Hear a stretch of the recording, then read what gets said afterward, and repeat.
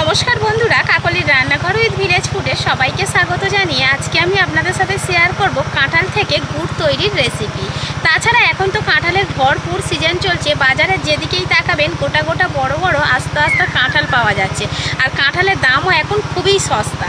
তাই কাঁঠালের সিজন চলে যাওয়ার পরেও আমরা যারা কাঁঠাল খেতে ভীষণ পছন্দ করি, কিংবা যাদের বাড়িতে গাছে কাঁঠাল রয়েছে, বেশ অনেকগুলো কাঁঠাল হয়েছে, এই সিজনে কাঁঠাল খেয়ে আমরা শেষ করতে পারছি না, তো সেই কাঁঠালগুলোকে আপনারা সংরক্ষণ করে রেখে দিতে পারবেন সারা বছরের জন্য।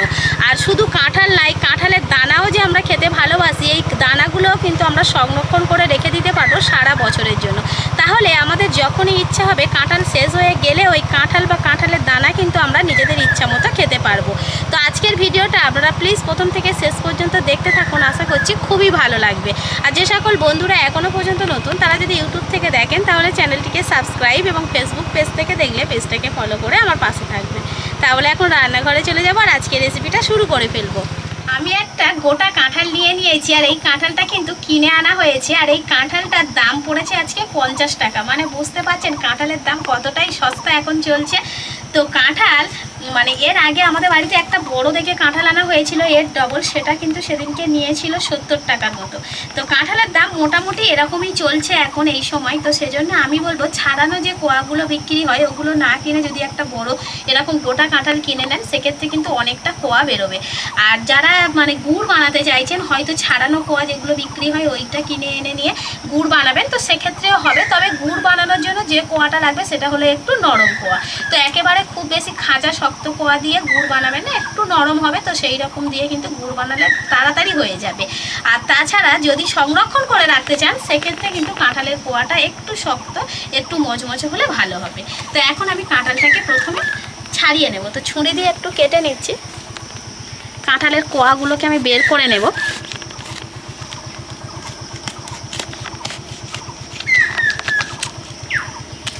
তোমাদের দাদাভাই একটু নরম দেখে কাঁঠালটা এনেছে, যেহেতু আজকে সঙ্গে সঙ্গে এনেই সঙ্গে সঙ্গে আমি ভাঙছি, তো সেজন্য এই দেখুন কোয়াগুলো কিন্তু বেশ ভালোই রয়েছে। মানে যতটা নরম ভেবেছিলাম ততটাও নরম না, কত সুন্দর কোয়া দেখুন। এই কোয়াগুলো কিন্তু সংরক্ষণ করার জন্য একেবারেই পারফেক্ট। কোয়ার সাইজগুলোও কিন্তু বেশ বড় বড়, একেবারে মচমচে রয়েছে।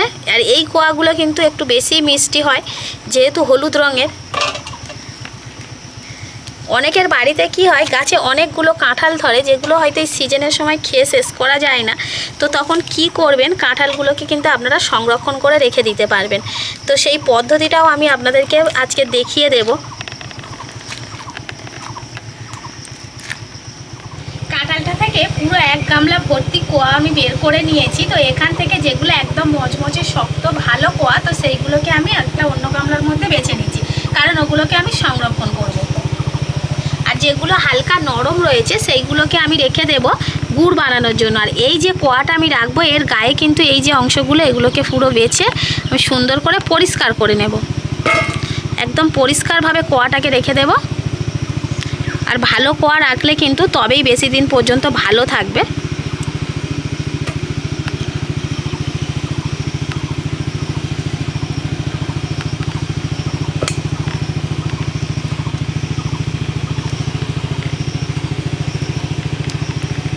আপনারা কারা কারা কাঁঠাল খেতে ভালোবাসেন, কিংবা আপনাদের ওদিকে কাঁঠালের দাম কেমন হচ্ছে, আমাকে কিন্তু অবশ্যই কমেন্ট করে জানাবেন। কিংবা কাদের বাড়িতে সবচেয়ে গাছে বেশি কাঁঠাল ধরেছে সেটাও কিন্তু জানাবেন। সংরক্ষণের জন্য যে কোয়াগুলো নিয়েছি তার ভেতরের কিন্তু দানা যেমন ছিল তেমনই থাকবে, এটাকে আমি ফেলবো না।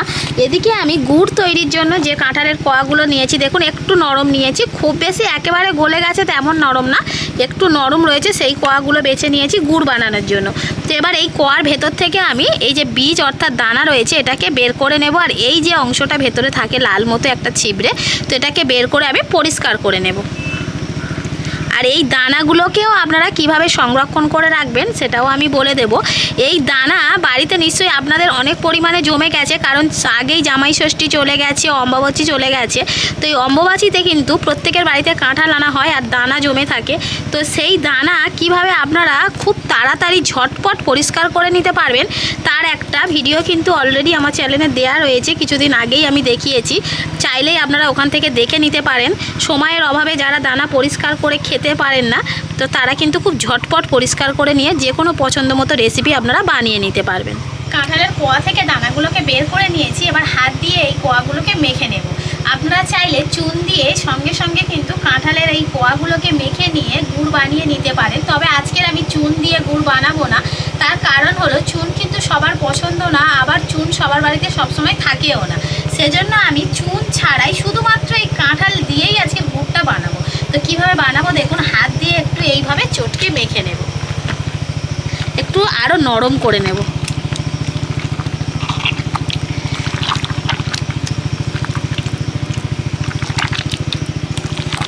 গুড় কিন্তু আমরা খেতে সবাই ভালোবাসি, তাছাড়া গুড় দিয়ে অনেক রকমের রেসিপিও বানানো যায়।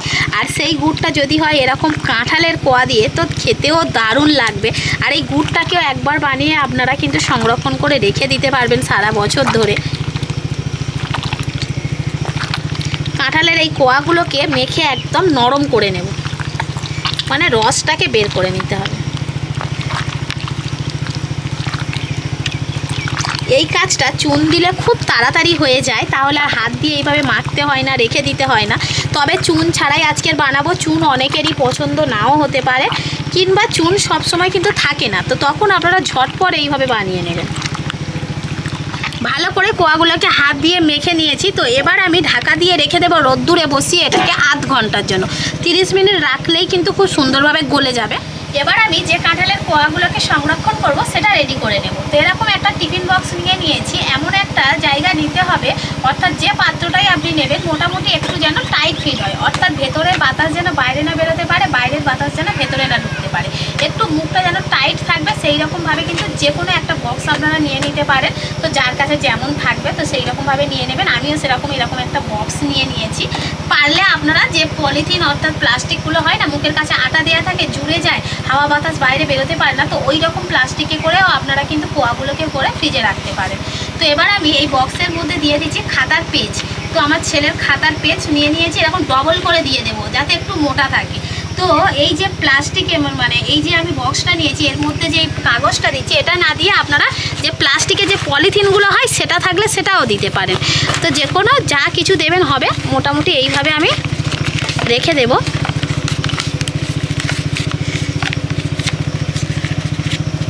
অনেক রকম পদ্ধতিতে রাখা যায়, তবে সবচেয়ে সহজ পদ্ধতিটা আমি দেখাচ্ছি। খুব সুন্দর করে এইভাবে আমি পেজটাকে চেপে বসিয়ে দিলাম। এবার আমি এই যে কোয়াগুলো নিয়েছি, এই কোয়াগুলোকে সুন্দর করে সাজিয়ে দেব। সাজিয়ে দিলে কি হবে, জায়গাটা যেমন অনেকটা বেশি পাওয়া যাবে, সুন্দর করে সাজালে মানে অনেকগুলো কোয়া ভালোভাবে ধরে যাবে, আবার কিন্তু ভালো থাকবে। আপনি যতদিন রাখতে চাইবেন ততদিন ভালো থাকবে। আমরা যতই বলি না কেন সারা বছর ধরে রেখে দেবো। কাঁঠালের কোয়া নিশ্চয়ই আমরা পুরো 1 বছর ধরে রেখে খাবো না, তো বেশ কয়েক মাস ধরে রেখে আমরা খেতে পারবো।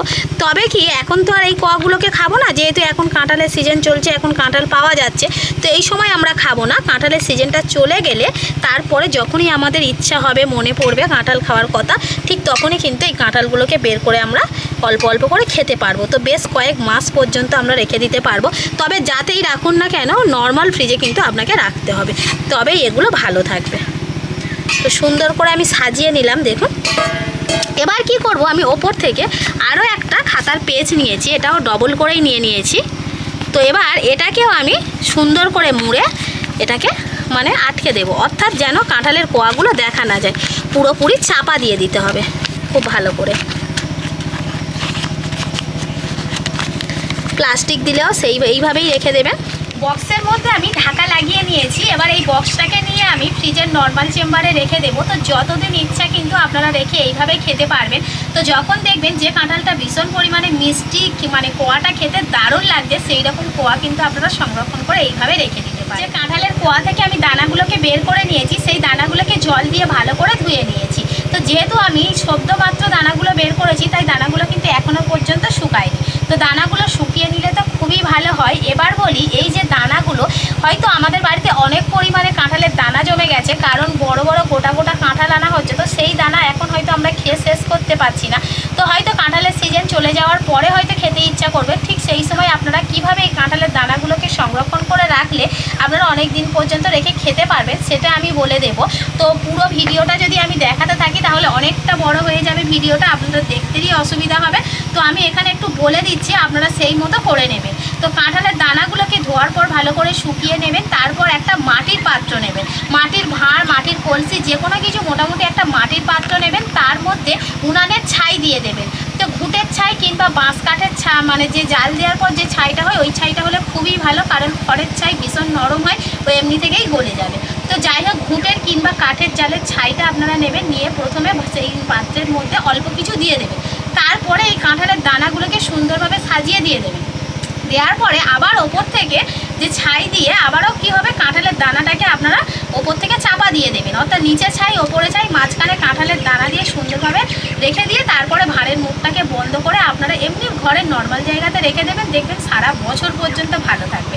যতদিন ইচ্ছা হবে আপনারা কিন্তু ততদিন পর্যন্ত এটা রেখে মাঝে মধ্যে 2-1টা করে বের করে তরকারিতেও দিতে পারবেন, নিজেদের ইচ্ছা খুশি মতো রেসিপি বানিয়ে খেতে। এবারে দেখুন, আমি একটা সুতির কাপড় নিয়ে নিয়েছি, একটা গামলার ওপরে এই কাপড়টাকে বসিয়ে দিচ্ছি। এবার এর মধ্যে আমি এই যে মেখে রাখা কোয়াটা দিয়ে দেব, কারণ এর থেকে রসটাকে বের করে নিতে হবে। কাঁঠালের এই রস থেকেই কিন্তু গুড় তৈরি হবে।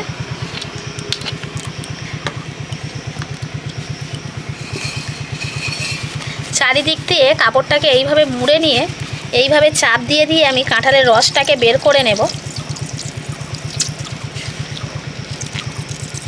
একটা পরিষ্কার সুতির কাপড় নিয়ে নেবেন, আর এইভাবে কাঁঠালের রসটাকে ছেঁকে বের করে নেবেন, দেখবেন খুব তাড়াতাড়ি সহজে হয়ে যাবে, একটাও ছিপড়ে কিন্তু যাবে না।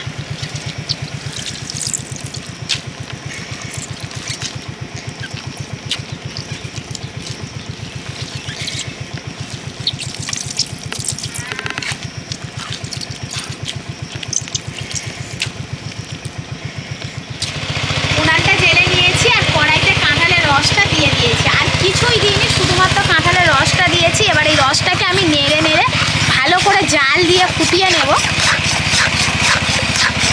যত জাল দেব তত ঘন হতে থাকবে আর তত কিন্তু কালারটা চেঞ্জ হবে।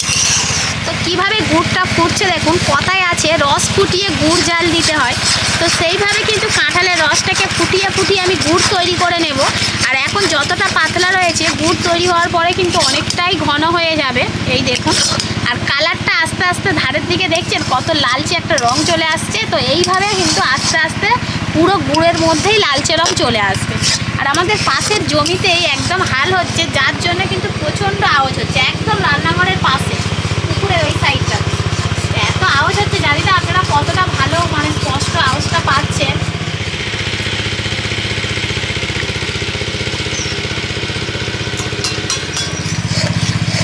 যত জাল দিচ্ছি আস্তে আস্তে তত দেখুন গুড়টা মোটা হতে থাকছে আর কালারটা কিন্তু চেঞ্জ হচ্ছে। তো এইভাবে আরও আমি বেশ কিছুক্ষণ জাল দেব, কারণ যত গুড় মোটা হবে তত গুড়টা বেশি দিন ভালো থাকবে আর গুড় খেতেও ভালো লাগবে। কত সুন্দর গুড়টা তৈরি হয়েছে দেখুন, আর এই গুড়টা কিন্তু অনেকটাই ঘন হয়ে গেছে, আরও যত ঠান্ডা হবে তত ঘন হবে। তো এবার আমি নামিয়ে নেব কড়াটাকে। কাঁঠাল থেকে গুড় আমার একদমই রেডি। দেখুন গুড়টা কতটা সুন্দর হয়েছে, দেখুন যেমন সুন্দর ঘন হয়েছে তেমন সুন্দর একটা মিষ্টি কালারও চলে এসছে। দেখলে কেউ বুঝতেই পারবে না এই গুড়টা কি দিয়ে বানানো হয়েছে।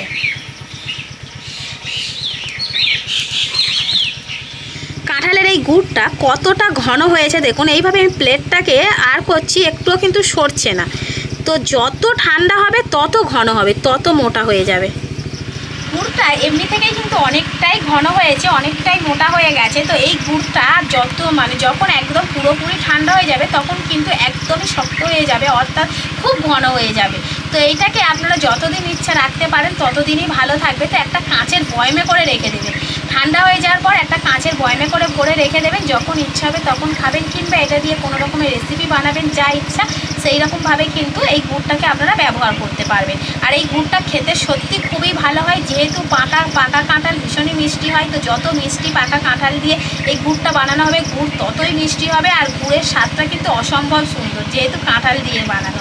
তো বন্ধুরা আমার মতো এইরকম পদ্ধতিতে আপনারা এই যে কাঁঠালের সিজন চলছে, কাঁঠাল দিয়ে গুড়টা বানিয়ে নিন। অনেক সময় কি হয়, আমরা কাঁঠাল নিয়ে এসেছি বাড়িতে, সেই কাঁঠালটা হয়তো নরম হয়ে গেছে, খেতে পাচ্ছি না, কিংবা হয়তো গাছের মধ্যে একটু বেশি পরিমাণে পেকে গেছে, কাঁঠালটা একটু নরম হয়ে গেছে, সেই সময় আপনারা এইরকমভাবে গুড় বানিয়ে নেবেন। গুড় বানিয়ে রেখে দিলে দেখবেন সারা বছর ভালো থাকবে। তাছাড়া আজকে তো আমি কাঁঠালের দানা সব কিছু সংরক্ষণ আপনাদের সাথে দেখিয়ে দিলাম। তো আপনারা অবশ্যই করে এইরকম পদ্ধতিতে বানিয়ে দেখতে পারেন। আর আজকের পুরো ভিডিওটা আপনাদের কেমন লাগলো সেটা অবশ্যই কমেন্ট করে জানাবেন। আর ভালো লাগলে লাইক, কমেন্ট, শেয়ার, সাবস্ক্রাইব এবং ফলো করে আমার পাশে থাকবেন। আর আমার নিত্য নতুন রেসিপিগুলো এইভাবেই দেখতে থাকবেন। তাহলে আজকের মতো এখানেই শেষ করছি। সবাই ভালো থাকবেন, সুস্থ থাকবেন, দেখা হবে পরের